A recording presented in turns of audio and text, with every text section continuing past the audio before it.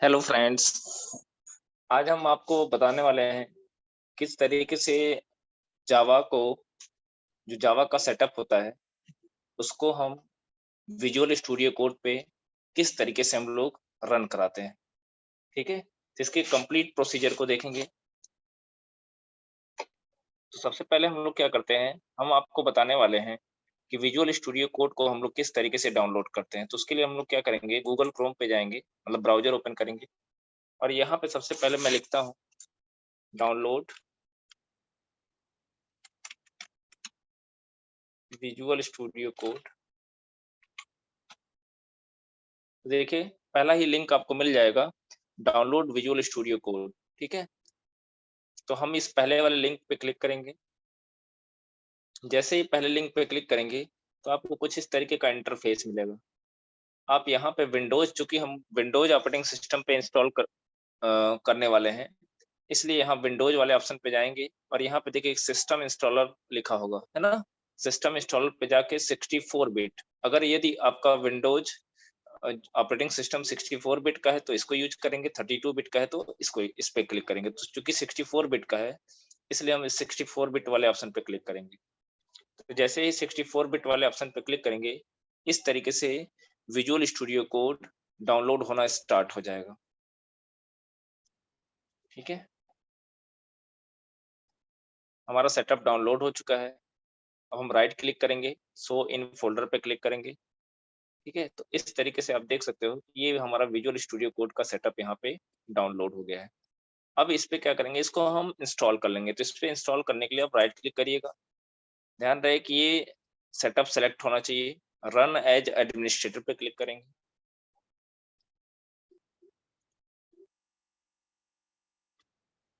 एक ऑप्शन मिलेगा आपको एस का, है ना, एक छोटा सा डायलॉग बॉक्स आएगा, तो आप एस पे क्लिक कर दीजिएगा। फिर उसके बाद आपको कुछ इस तरीके से इंटरफेस मिलेगा। तो यहाँ पे आई एक्सेप्ट द एग्रीमेंट, हम इस पे क्लिक करेंगे। ठीक है, फिर नेक्स्ट करेंगे, फिर नेक्स्ट करेंगे और यहाँ पे एक ऑप्शन मिलेगा क्रिएट ए डेस्कटॉप आइकन, है ना।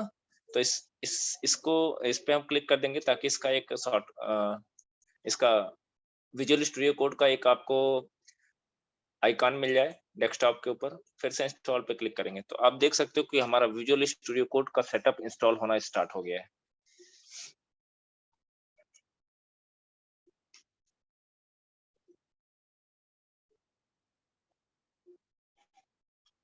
हमारा विजुअल स्टूडियो कोड का सेटअप इंस्टॉल हो गया है।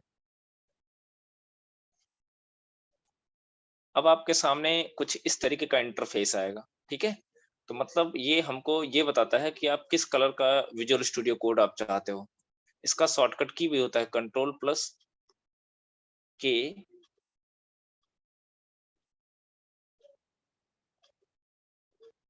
तो आप एक काम करिएगा,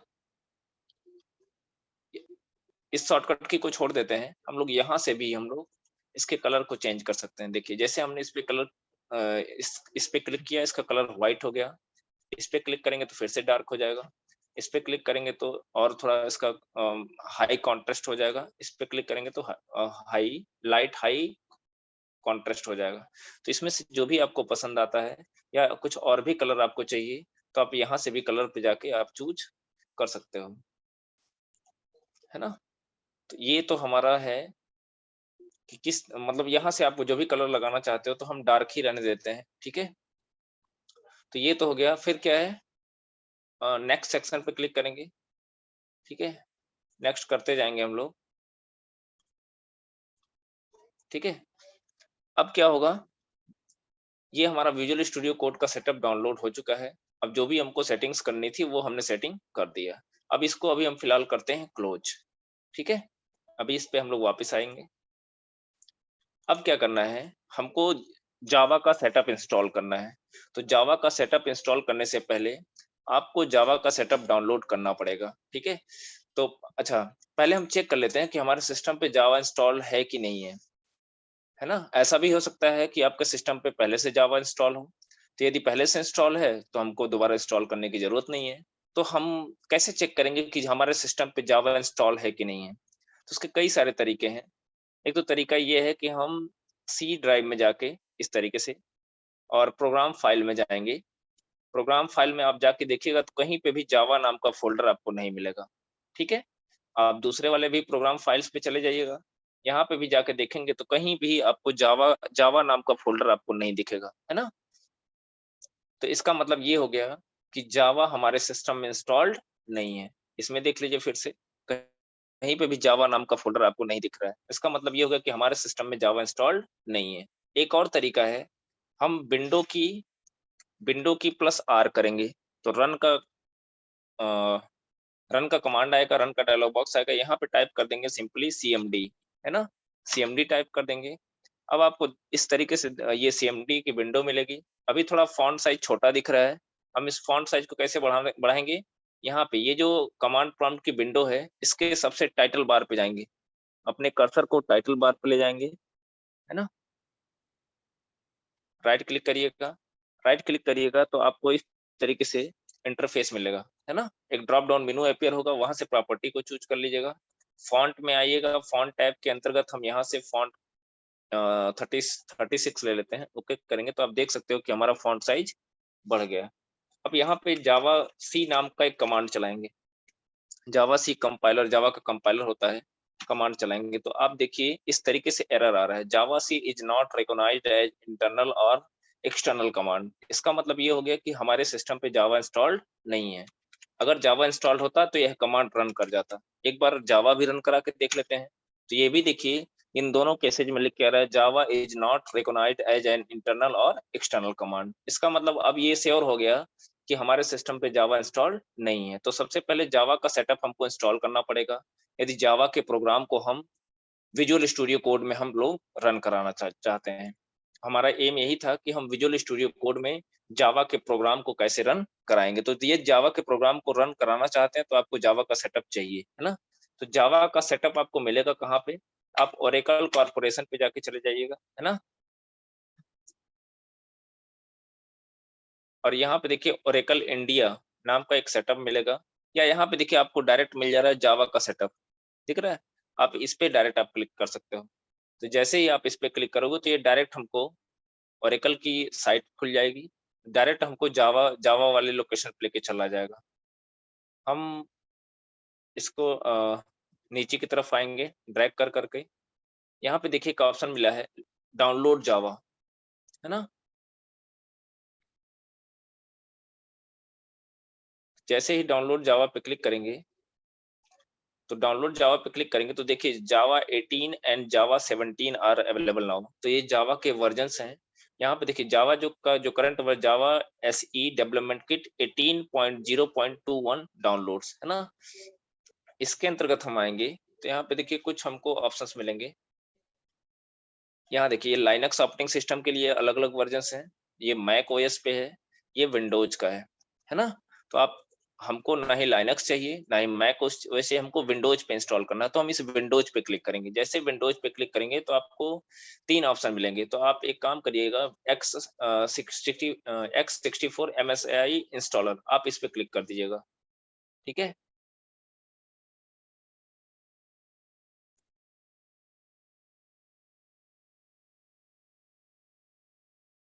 हम लोग इसको डाउनलोड करते हैं X60 दोनों में से कोई भी कर सकते हैं, X64 इंस्टॉलर तो हम इस पे क्लिक करते हैं। जैसे इस पे क्लिक करेंगे तो आप नीचे देख सकते हो जावा का सेटअप डाउनलोड होना स्टार्ट हो गया है। बहुत छोटी-सी फाइल है 153 एमबी बहुत ज़्यादा टाइम टेकन नहीं होगा। आप अपने सिस्टम पे हॉटस्पॉट के ज़रिए भी आसानी से आप इसको डाउनलोड कर सकते हैं।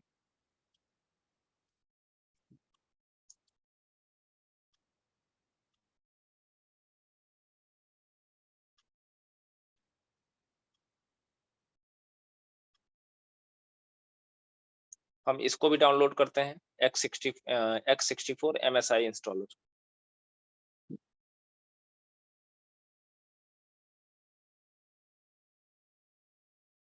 आप लोग इसी को डाउनलोड करिएगा, ठीक है? X64 MSI एक बार फिर से सुन लीजिए X64 MSI इंस्टॉलर इसी को हमको डाउनलोड करना है। अब हमारा सेटअप डाउनलोड हो चुका है। तो हम ध्यान से देखिएगा, हम यहाँ पे ये जो हमने ये लास्ट में किया है एमएसआई इंस्टॉलर वाला, हम यहाँ पे आके, है ना? इस पे क्लिक करेंगे, शो इन फ़ोल्डर पे क्लिक करेंगे। ठीक है। अब देखिए जावा का सेटअप यही है, हम इसको जो पहले डाउनलोड किया था हमने इसको हटा दिया, हम डिलीट कर देते हैं। जावा का सेटअप यही है, जेडीके 18 दिख रहा है। अब आपको करना कुछ नहीं है, आप सिंपली इस पे राइट क्लिक करो, सॉरी एक बार क्लिक कर दो तो ये सेलेक्ट हो जाएगा। अब राइट क्लिक करिए, तो जैसे राइट क्लिक पे करेंगे तो ये इंस्टॉल का ऑप्शन मिलेगा, हम इंस्टॉल पे क्लिक कर देंगे। अब जावा का सेटअप इंस्टॉल होना स्टार्ट हो गया है, ठीक है। फिर नेक्स्ट पे क्लिक करेंगे, नेक्स्ट पे क्लिक करेंगे। अब जावा का सेटअप धीरे-धीरे इंस्टॉल होना स्टार्ट हो जाएगा। एस कर देंगे,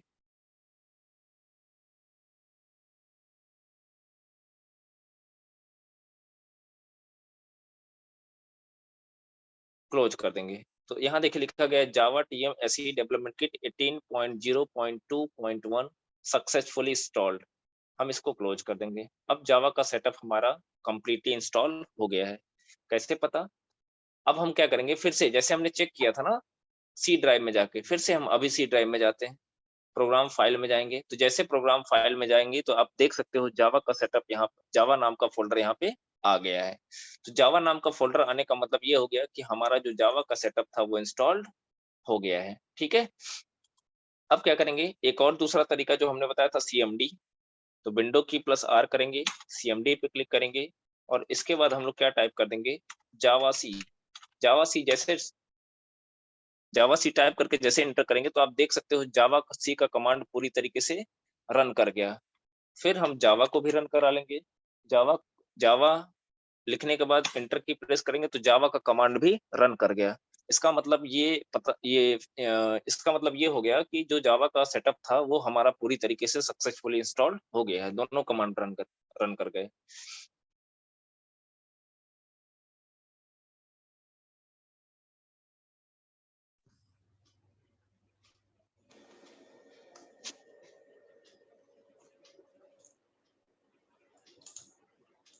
हम इसके बाद क्या करेंगे, हम विजुअल स्टूडियो कोड को ओपन करेंगे।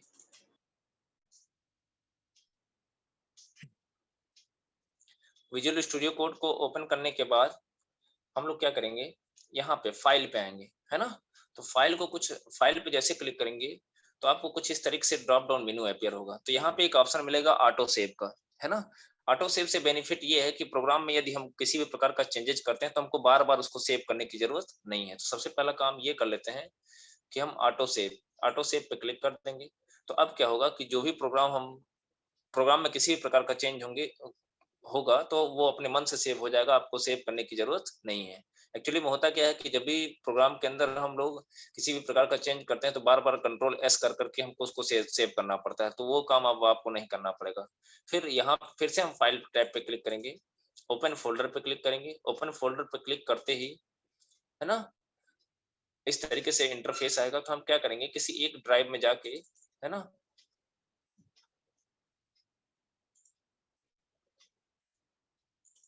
हम जी ड्राइव में आते हैं और यहाँ पे एक फोल्डर बना लेते हैं। फोल्डर का नाम हमने दे दिया जावा, ठीक है, या जावा प्रोग्राम्स। अब ये इस फोल्डर को सिलेक्ट कर लेंगे। जैसे फोल्डर सिलेक्ट करेंगे तो यहाँ फोल्डर का नाम आपके सामने आ जाएगा। सेलेक्ट फोल्डर पे क्लिक करेंगे। फिर यहाँ पे एक छोटा सा डायलॉग बॉक्स आ रहा है, इस पे इस चेक बॉक्स पे क्लिक करके इस पे क्लिक कर देंगे। जैसे इस पे क्लिक करेंगे तो कुछ इस टाइप का इंटरफेस मिलेगा, ठीक है। अब यहाँ पे आप देख सकते हो कि यहाँ पे जावा प्रोग्राम्स नाम का फोल्डर आ गया है। हम यहाँ पे क्लिक करेंगे, ठीक है, न्यू फाइल पे। जैसे न्यू फाइल पे क्लिक करेंगे तो हम यहाँ पे अपना पहला प्रोग्राम चूंकि बनाने जा रहे हैं, ठीक है। तो हम लोग क्या करने वाले हैं,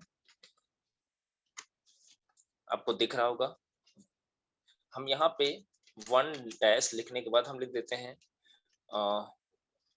हेलो या एबीसी, क्लास का नाम है एबीसी डॉट जावा। से हम इसको क्या करेंगे, एक फाइल बनाएंगे जहाँ पे हमने लिख दिया एबीसी डॉट जावा।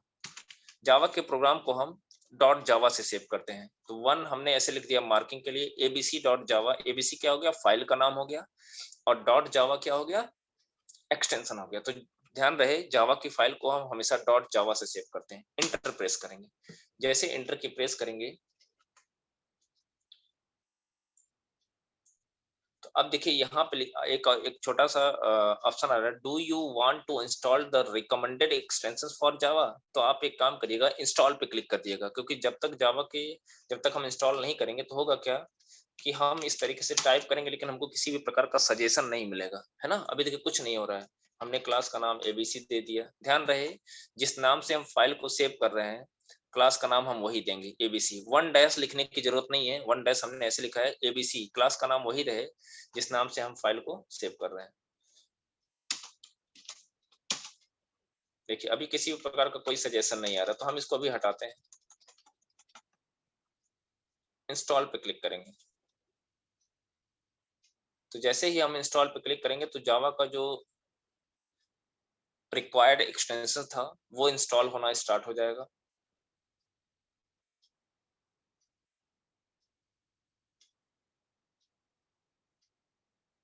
थोड़ा टाइम ले रहा है।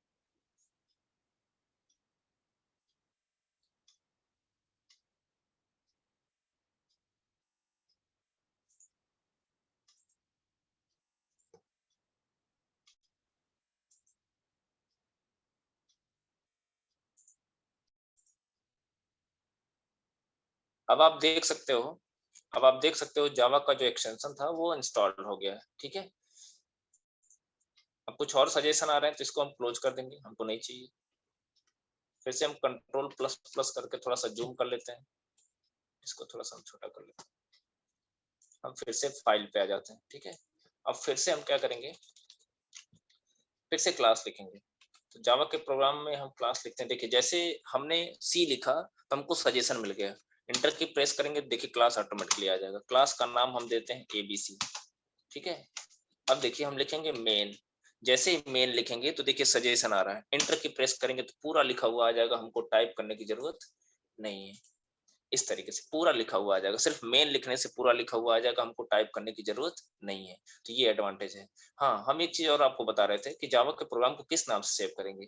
तो इस यहाँ देखिए हमने एबीसी दिया है, तो आप इसके लिए क्या करिएगा, यहाँ पे जो जिस ये जो मेन मेथड है, ठीक है, इसको मेथड कहा जाता है। मेन मेथड जिस क्लास में होगा, हम जावा के प्रोग्राम को उसी नाम से सेव करते हैं। एक बार फिर से समझ लीजिए, ये मेन मेथड जिस क्लास में होगा, किस क्लास में है, एबीसी में है, तो हम जावा के प्रोग्राम को उसी नाम से सेव करेंगे, डॉट जावा लगाना मत भूलिएगा, ठीक है। अब हम यहाँ पे एक मैसेज प्रिंट कराना चाहते हैं।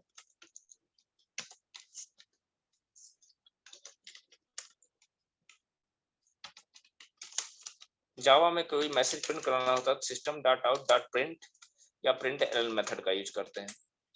अब यहाँ पे मैं लिख दे रहा हूँ welcome to Java programming, welcome to Java programming,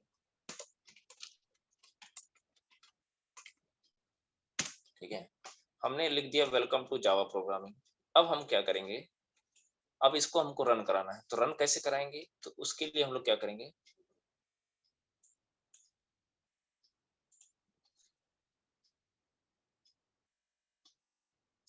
यहाँ पे आइएगा,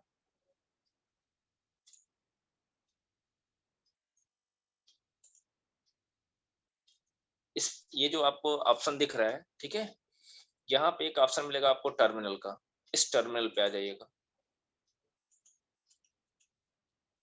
जैसे इस टर्मिनल पे आएंगे तो इस तरीके का आपको डायलॉग बॉक्स मिलेगा। यहाँ पे देखिए टर्मिनल पे आएंगे, टर्मिनल पे आने के बाद न्यू टर्मिनल पे क्लिक कर दिए, न्यू टर्मिनल पे क्लिक कर दिएगा। जैसे न्यू टर्मिनल पे क्लिक करेंगे तो आपका जो कर्सर है वो आपके सामने कुछ इस तरीके से इंटरफेस आएगा। देखिए लिखा गया है जी ड्राइव जावा प्रोग्राम्स, ठीक है। अब आप एक काम करिएगा, सबसे पहला काम ये होता है जावा के प्रोग्राम को कंपाइल कराना, यही हमारा प्रोग्राम है। सबसे पहला काम होता है जावा के प्रोग्राम को कंपाइल कराना। तो जावा के प्रोग्राम को कंपाइल कराने के लिए हम लोग करते क्या है, लिखते हैं। अच्छा एक चीज हम आपको और बता दें, यहाँ पे देखिए अभी abc.java है, जैसे जावा के प्रोग्राम को हम कंपाइल कराएंगे तो एक और फाइल बन जाएगी जिसका एक्सटेंशन होगा डॉट क्लास, है ना। तो अभी एक ही फाइल दिख रही है, ये इसलिए मैंने पहले बता दिया कि ताकि आप ये ना कहें कि एक ही फाइल थी अभी दूसरी फाइल कहाँ से आ गई।